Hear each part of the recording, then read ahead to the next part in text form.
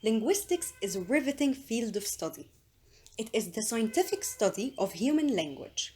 It entails a comprehensive, systematic, objective, and precise analysis of all aspects of language, particularly its nature and structure. On the other hand, neuroscience is a fascinating field of study.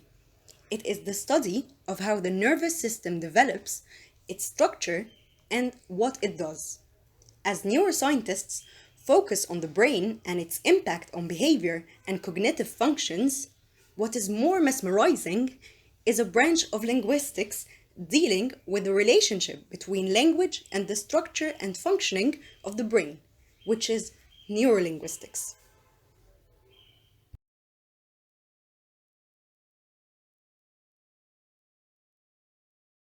Furthermore, neurolinguistics is an interdisciplinary field of both studies. It is the study of how language is represented in the brain, as how and where our brains store our knowledge of the language or languages that we speak, understand, read, and write. What happens in our brains as we acquire that knowledge, and what happens as we use it in our everyday lives.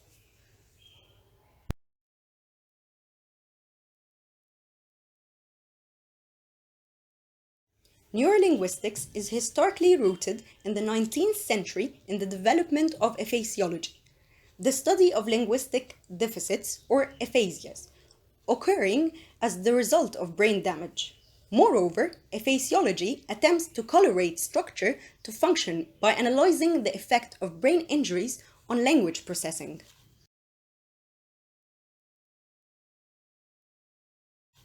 One of the first people to draw a connection between a particular brain area and language processing was Paul Broca, a French surgeon who conducted autopsies on numerous individuals who had speaking deficiencies and found that most of them had brain damage or lesions on the left frontal lobe in an area now known as Broca's area. Later, Carl Wernicke, after whom Wernicke's area is named, proposed that different areas of the brain were specialized for different linguistic tasks, with Broca's area handling the motor production of speech and Wernicke's area handling auditory speech comprehension. Furthermore, the work of Broca and Wernicke established the field of aphasiology and the idea that language can be studied through examining physical characteristics of the brain. The coining of the term neurolinguistics in the late 1940s and the 1950s is attributed to Edith Crowell Traeger, Henry Haken, and Alexander Luria. Luria's book, Problems in Neurolinguistics, is likely the first book with neurolinguistics in the title. In addition, Harry Whitaker popularized neurolinguistics in the United States in the 1970s by founding the journal Brain and Language in 1974.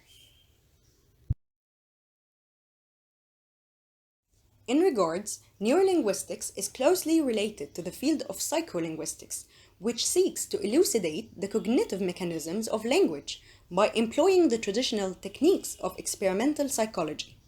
Today, psycholinguistic and neurolinguistic theories often inform one another, and there's much collaboration between the two fields.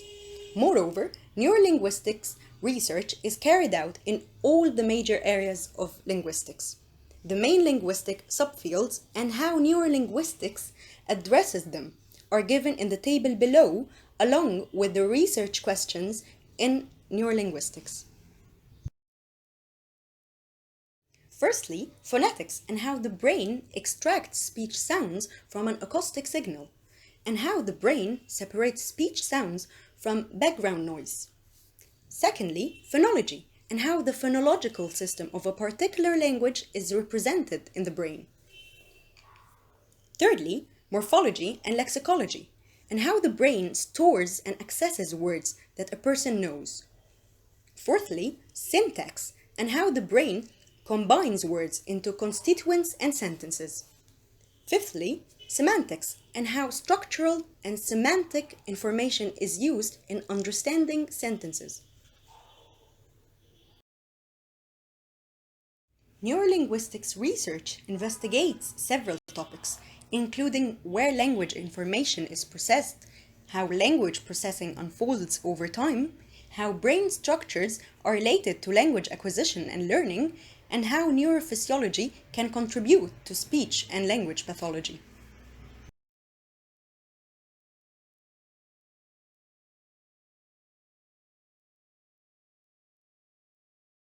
Firstly, localizations of language processes. Much work in neurolinguistics has, like Broca's and Wernick's early studies, investigated the locations of specific language modules within the brain. Research questions include what course language information follows through the brain as it is processed, whether or not particular areas specialize in processing particular sorts of information, how different brain regions interact with one another in language processing, and how the locations of brain activation differ when a subject is producing or perceiving a language other than his or her first language. Secondly, time course of language processes. Another area of neurolinguistics literature involves the use of electrophysiological techniques to analyze the rapid processing of language in time. The temporal ordering of specific patterns of brain activity may reflect the discrete computational processes that the brain undergoes during language processing. For example, one linguistic theory of sentence parsing proposes that three brain responses, the ELAN, N4000, and P600, are products of three different steps in syntactic and semantic processing.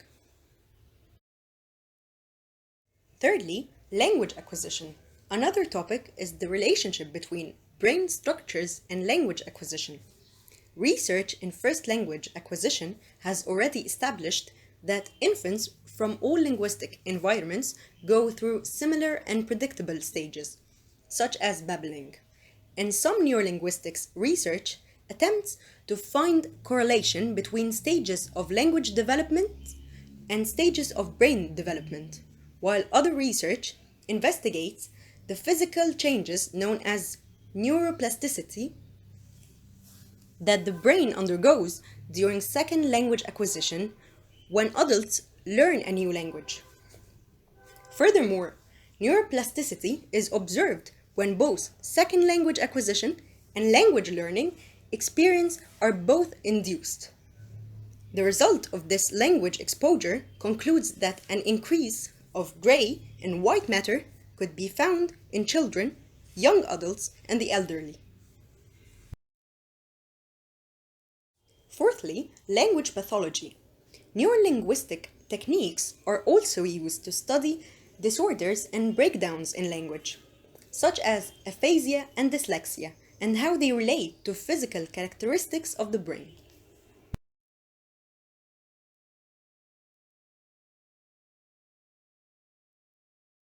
In regards to neurolinguistics, in recent years, the field has broadened considerably, thanks in part to the emergence of new brain imaging technologies such as PET and fMRI, and time-sensitive electrophysiological techniques such as EEG and MEG, which can highlight patterns of brain activation as people engage in various language tasks.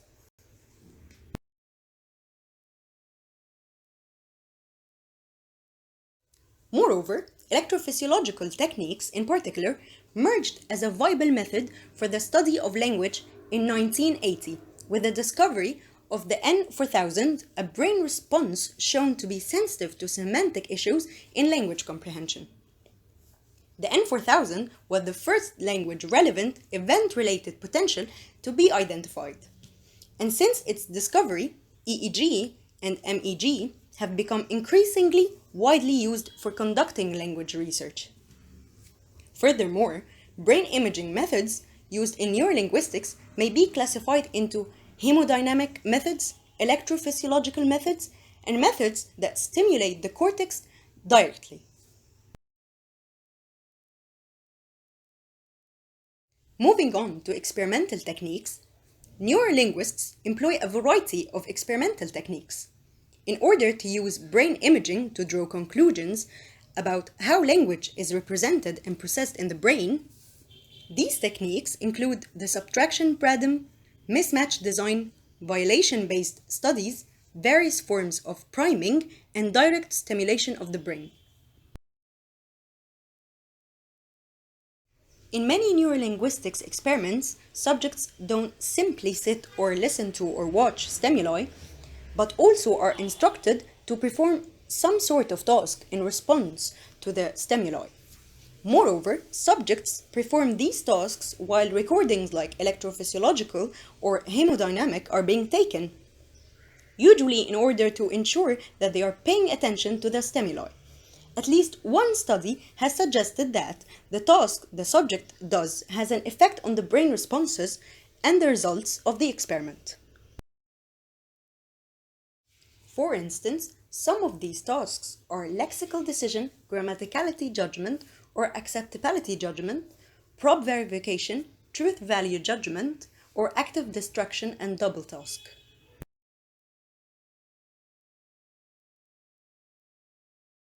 In regards to neurolinguistics, there's a beautiful quote by William Gibson which emphasized that language is to the mind more than light is to the eyes. In a nutshell, the two most important differences between human beings and other living creatures are our complex brains and our intricate language, which we wouldn't have existed or civilized to this day without them. Thank you very much for your attentive listening. Mirna Shawqi Ahmed Yunus, Group B, Year 1, FLA.